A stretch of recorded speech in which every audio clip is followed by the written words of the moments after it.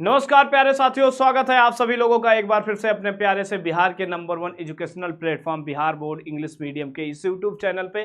कैसे हैं आप सब लोग? उम्मीद करते हैं सभी साथी हमारे स्वस्थ होंगे, मस्त होंगे और अपनी पढ़ाई में लगातार व्यस्त होंगे।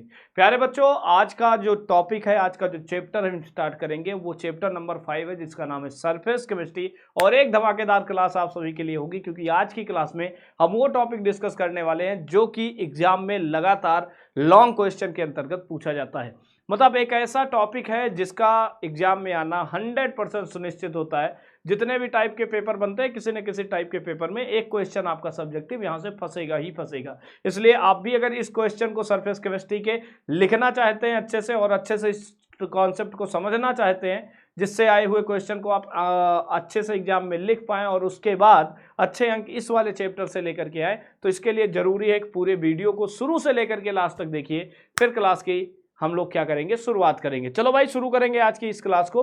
क्लास बहुत धाकड़ होगी, शानदार होगी। हम लोग पढ़ेंगे सरफेस केमिस्ट्री। और सरफेस केमिस्ट्री का वो कौन सा टॉपिक है जो बार बार एग्जाम में पूछा गया है, तो वो बेटा क्या है, सरफेस केमिस्ट्री का एक टॉपिक होता है जिसका नाम है एडजॉर्प्शन। जिसका नाम क्या है बेटा? जिसका नाम है एडजॉर्प्शन। और एब्जॉर्प्शन से जो क्वेश्चन पूछा जाता है, टाइप्स ऑफ एडजॉर्प्शन से पूछा जाता है कि जो एडजॉर्प्शन होता है वो कितने टाइप का होता है। तो इसको दो पार्ट में हम लोग डिवाइड करते हैं। एक का नाम होता है फिजिकल एडजॉर्प्शन। एक का नाम क्या होता है बेटा? फिजिकल एडजॉर्प्शन होता है। और दूसरे का नाम क्या होता है बेटा? दूसरे का नाम होता है केमिकल एडजॉर्प्शन। तो ये दो तरीके के एडजॉर्प्शन होते हैं और इन्हीं से क्वेश्चन आप सभी को पूछा जाता है। प्यारे बच्चों, इस फिजिकल एडजॉर्प्शन का जो दूसरा नाम होता है, this is called physics option. इसको हम लोग क्या नाम देते हैं बेटा? इसी को बोला जाता है फिजिक्स ऑप्शन, और इसी को हम बोलते हैं बेटा केमिसॉर्प्शन।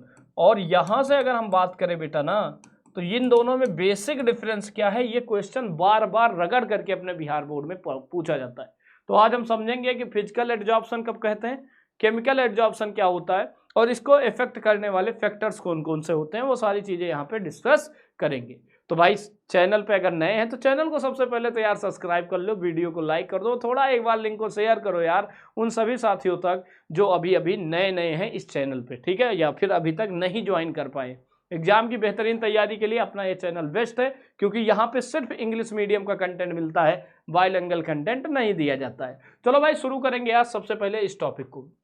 अगर हम बेटा बात करते हैं कि एडजॉर्प्शन क्या होता है, तो मैंने बताया था इससे पहले वाले लेक्चर में, थोड़ा सा रिवीजन करेंगे इसका एडजॉर्प्शन से रिलेटेड कि एडजॉर्प्शन क्या होता है। तो मैंने बताया था मेरे पास एक होता है एडजॉर्बेंट। क्या होता है बेटा? एक होता है एडजॉर्बेंट, जो कि किसी सॉलिड या लिक्विड का सरफेस होता है। सॉलिड या क्या होता है बेटा? लिक्विड का सरफेस होता है। और एक होता है बेटा एडजॉर्बेट। क्या होता है बेटा? एडजॉर्बेट होता है, जो कि कोई गैस का सरफेस है, कुछ भी हो सकता है, ठीक है। तो जब होता क्या है, एडजॉर्बेंट का मान लो ये सरफेस है, ये क्या है? एडजॉर्बेंट का सरफेस है। और इस एडजॉर्बेंट के सरफेस पे, ये एडजॉर्बेंट है, और इस एडजॉर्बेंट के किस पे बेटा? सरफेस पे। इस एडजॉर्बेंट के किस पे बेटा? सरफेस के। एब्जॉर्बेट के पार्टिकल जब चिपक जाते हैं, क्या हो जाते हैं बेटा? ऐड हो जाते हैं। चिपकना का मतलब ऐड होना है। जब ये चिपक जाते हैं, केवल बैठ जाते हैं, चिपक जाते हैं या केवल क्या हो जाते हैं बेटा? बैठ जाते हैं। तो ये जो एब्जॉर्बेट जाकर के इस पे सरफेस पे चिपक जाता है, तो इस फेनोमिना को हम नाम देते हैं बेटा एडजॉर्प्शन। क्या नाम देते हैं बेटा? इस फेनोमिना को हम नाम देते हैं एडजॉर्प्शन। क्या बोलते हैं? एडजॉर्प्शन के नाम से जाना जाता है। आपने देखा था एडजॉर्प्शन केवल और केवल सरफेस पे होता है। क्या होता है बेटा? एडजॉर्प्शन केवल और केवल सरफेस पे होता है, इसीलिए एडजॉर्प्शन को हम लोग सरफेस फेनोमिना कहते हैं। क्या कहते हैं बेटा? सरफेस फेनोमिना के नाम से जानते हैं कि ये सरफेस पे होने वाली एक फेनोमिना है। इसको सभी लोग जानते हैं कि भाई जैसे मेरी स्किन है, स्किन पे डस्ट के पार्टिकल चिपक गए, तो ये क्या हो गया? एडजॉर्ब हो गया। क्या हो गया? एडजॉर्ब। हमने क्या किया? अपनी स्किन पे स्याही लगा ली, स्याही ऊपर ऊपर लगेगी, ऐसा तो नहीं अंदर चली जाएगी स्किन के, तो इसका भी, इस इंक का भी क्या हो गया बेटा? एडजॉर्प्शन हो गया। तो वही होता है।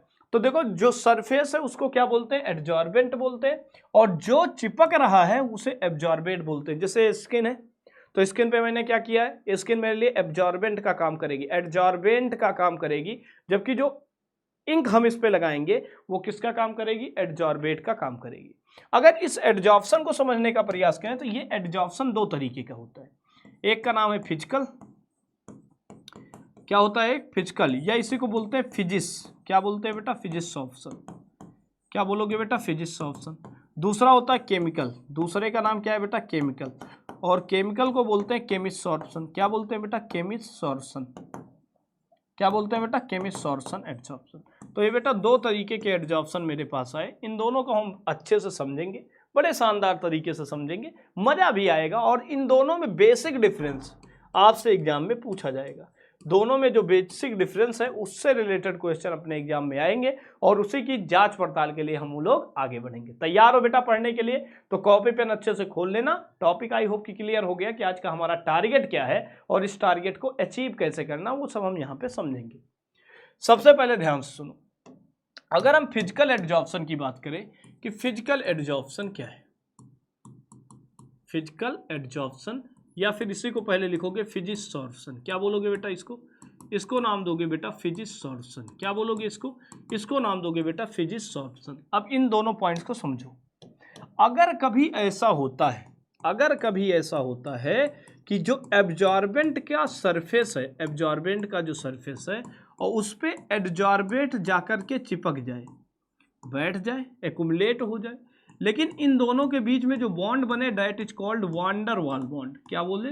क्या बने बेटा? इनके बीच में वांडर वाल बॉन्ड बने, मतलब एब्जॉर्बेंट से वांडर वाल फोर्स के थ्रू अगर जुड़ जाते हैं तो इसको कहते हैं फिजिसॉर्प्शन। क्या बोलते हैं बेटा? इसको बोला जाता है फिजिसॉर्प्शन। अब देखो ध्यान से, जैसे मेरी स्किन है, डस्ट पार्टिकल आकर के चिपक जाते हैं, तो डस्ट पार्टिकल जब इस पे चिपकेंगे तो हाथ को ऐसे झटकेंगे हम, तो डस्ट पार्टिकल अलग हो जाएंगे। इसका मतलब ये वीकेस्ट नेचर के बॉन्ड से जुड़ा होगा। एब्जॉर्बेंट और एब्जॉर्बेट जो फिजिकल एडजॉर्प्शन होता है इसमें वीकेस्ट नेचर के फोर्स से जुड़ा है, वीकेस्ट नेचर के फोर्स के थ्रू क्या होता है बेटा? जुड़ा होता है।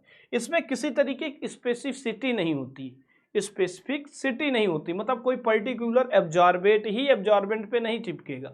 जैसे प्लेटिनम के सरफेस पे हाइड्रोजन का ही एडजॉर्प्शन होता है, लेकिन यहाँ पे ऐसी कोई कंडीशन नहीं, किसी के सरफेस पे कोई चिपक सकता है, क्योंकि ये कैसा है बेटा? फिजिकल एडजॉर्प्शन का पार्ट है। तो दूसरा पॉइंट लिखना इसमें, ये होता है फिजिकल एडजॉर्प्शन। ये क्या हो गया? Physical adsorption. तो लिखेंगे in physical adsorption adsorbate and adsorbent both are bonded with van der Waals force which is weakest nature का force, which is weakest nature of force. ठीक है। सेकेंड पॉइंट पे क्या याद रखोगे बेटा? सेकेंड पॉइंट आपके लिए काफी शानदार आएगा। सेकेंड पॉइंट क्या होगा आप सभी के लिए और शानदार आएगा, और उस सेकेंड पॉइंट क्या है, इस पॉइंट को समझने का हम लोग क्या करेंगे? प्रयास करेंगे। क्या करेंगे? प्रयास करेंगे। क्या करेंगे? प्रयास। तो एडजॉर्बेंट और एब्जॉर्बेट वांडर वाल बॉन्ड के थ्रू जुड़ जाएंगे तो फिजिकल एडजॉर्प्शन है। दूसरा इसमें लैक होता है, या कह सकते हो नो स्पेसिफिसिटी। इसमें ये जरूरी नहीं होता कि कोई भी एब्जॉर्बेंट सरफेस पे कोई पर्टिकुलर ही एब्जॉर्बेंट जाकर के चिपकेगा, इसमें कोई स्पेसिसिटी नहीं होता है। दूसरा, तीसरे पॉइंट की बात करेंगे, हम क्या करते हैं? टेम्परेचर इंक्रीज करेंगे। जैसे जैसे हम फिजिकल एडजॉर्प्शन में क्या करेंगे? टेम्परेचर इंक्रीज करेंगे। तो टेम्परेचर इंक्रीज करने पर वांडर वाल बॉन्ड क्या होगा? ब्रेक करेगा, और वांडर वाल ब्रेक करेगा तो इसका मतलब फिजिकल एडजॉर्प्शन क्या हो जाएगा? डिक्रीज कर जाएगा। तो इसमें फिजिकल जो एडजॉर्प्शन होगा बेटा वो क्या हो जाएगा? डिक्रीज होता चला जाएगा। टेम्परेचर रेज करने पर फिजिकल एडजॉर्प्शन क्या होता जाएगा? डिक्रीज करता चला जाएगा। चौथे पॉइंट की तरफ मूव करो बेटा। फोर्थ पॉइंट हमसे ये कहता है कि ये मल्टी लेयर होता है। ये क्या होता है बेटा? Multi layer.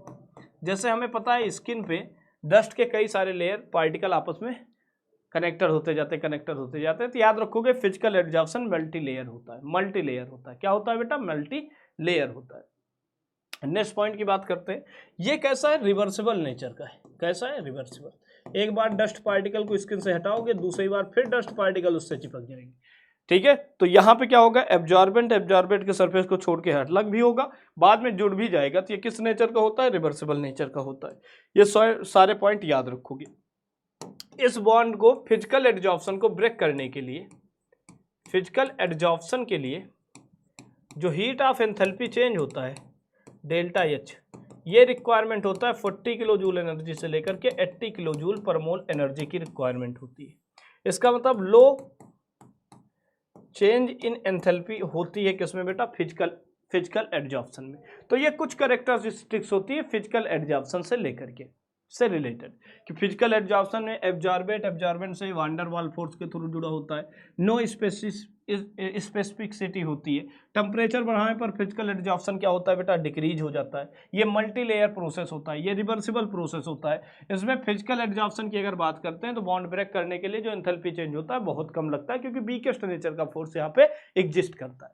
तो फिजिकल अगर एब्जॉर्प्शन या फिजिक्स ऑप्शन से लेकर के अगर आपसे बात की जाए तो ये सारे पॉइंट आपको क्या करना है, मेंशन करना है। अब आपके मन में आया होगा सर आपने पॉइंट तो मेंशन कर दिया, हम एग्जाम में लिखेंगे कैसे? तो लिखने का तरीका मैं बताता हूं। मैंने एक पीपीटी बना रखी है आप सभी के लिए, आप इस पीपीटी का सही तरीके से यूज करिए। क्वेश्चन कह रहे हैं कि फिजिक्स ऑप्शन हमको पढ़ना है, कह रहे हैं absorption of SO2 on the charcoal. Charcoal का सरफेस है, चारकोल का क्या है बेटा, सरफेस है। इस चारकोल के सरफेस पे क्या हुआ, SO2 गैस का एब्जॉर्प्शन हो गया। तो चारकोल हमारे लिए किसका काम करेगा बेटा, आप सभी को पता होगा सर, ये काम करेगा एब्जॉर्बेंट का और ये काम करेगा सर एडजॉर्बेट का। ठीक है, किसका काम करेगा, एब्जॉर्बेट का काम करेगा। इसमें लैक ऑफ स्पेसिफिसिटी होती है, कह रहे हैं a given surface of absorbent does not show any preference for the particular gas. ये किसी एक पर्टिकुलर सरफेस पे कोई पर्टिकुलर गैस ही एब्जॉर्ब नहीं होगी, कई सारी गैसें आकर के, सारी गैसें वैसे जनरली जाकर के एब्जॉर्ब हो सकती है, ऐसी कोई स्पेसिफिसिटी फिजिक्स ऑप्शन पे नहीं होता है। It rises due to the van der Waals force, ये होता है किसकी वजह से, ये राइज होता है due to the van der Waals force.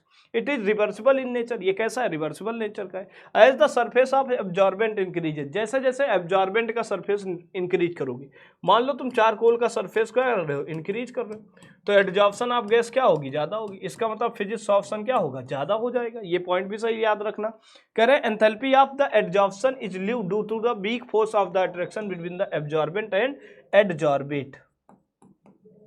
Absorbent और एब्जॉर्बेट के बीच में एंथैल्पी चेंज कम होगी, क्योंकि इनमें क्या होता है, वीकेस्ट नेचर का फोर्स बनता है। क्लियर है? तो ये सारे पॉइंट आप सभी लोग याद रखें। नए पॉइंट की तरफ चलेंगे। दूसरा पॉइंट आता है केमिसॉर्प्शन। अगर केमिसॉर्प्शन की बात करते हैं तो ये जस्ट अपोजिट होता है, इसको बोलते हैं बेटा केमिकल एडजॉर्प्शन। क्या होता है बेटा, इसको बोलते हैं केमिकल एडजॉर्प्शन। ठीक है, ये सारा उल्टा हो जाएगा। इसमें adsorption of hydrogen on the platinum surface इसका एग्जांपल होता है। ये हाई स्पेसिफिसिटी शो करता है, मतलब जो एब्जॉर्बेंट होता है उसमें पर्टिकुलर कोई ही गैस आकर के जुड़ सकती है। जैसे प्लेटिनम है तो प्लेटिनम के सरफेस पे हाइड्रोजन का एब्जॉर्प्शन होगा, ऑक्सीजन का एब्जॉर्प्शन होगा, इसके अलावा किसी का एब्जॉर्प्शन पॉसिबल नहीं है, और ये दोनों मिलकर के क्या बनाएंगे, वाटर का मॉलिक्यूल बना देंगे। तो कह रहे हैं it occur only there is the some possible of the chemical bonding between the adsorbent and absorbent. मतलब यहाँ पे जो एडजॉर्बेंट होगा साथ में क्या होगा बेटा, एडजॉर्बेट होगा, इन दोनों के बीच में कौन सा बॉन्ड एग्जिस्ट करेगा बेटा, इन दोनों के बीच में केमिकल बॉन्ड एग्जिस्ट करेगा। कौन सा बॉन्ड एग्जिस्ट कर रहा होगा बेटा, इन दोनों के बीच में केमिकल बॉन्ड एग्जिस्ट कर रहा होगा। It cause by the chemical bond formation, ये किसकी वजह से राइज होता है, केमिकल बॉन्ड के फॉर्मेशन की वजह से राइज होता है। याद रखोगे बेटा, केमिकल बॉन्ड बनने की वजह से ये इरिवर्सिबल होगा। ये क्या होगा बेटा, इरिवर्सिबल होगा, और साथ ही साथ क्या हो जाएगा बेटा, ये यूनिलेयर होगा। जहां पे जो फिजिकल एडजॉर्प्शन होता था वो मल्टी लेयर होता था, यहाँ पे ये क्या हो जाएगा, यूनिलेयर हो जाएगा। कह रहे हैं as the surface of area of absorbent increases chemisorption is also increases by increasing temperature. Initially क्या हो जाएगा, केमिसॉर्प्शन इंक्रीज करेगा, शुरू में केमिसॉर्प्शन क्या हो जाएगा, इंक्रीज कर जाएगा, और कुछ समय बाद ये क्या हो जाएगा, फिर से डिक्रीज करेगा। पहले तो ये इंक्रीज करेगा, फिर क्या होगा, डिक्रीज कर जाएगा, क्योंकि टेम्परेचर बढ़ाने पर काइनेटिक एनर्जी बढ़ेगी, और काइनेटिक एनर्जी बढ़ेगी तो एब्जॉर्बेंट के सरफेस को एब्जॉर्बेंट छोड़ देगा। तो इस तरीके से केमिसॉर्प्शन पहले तो शुरू में बढ़ेगा, लेकिन बाद में क्या हो जाएगा, डिक्रीज कर जाएगा।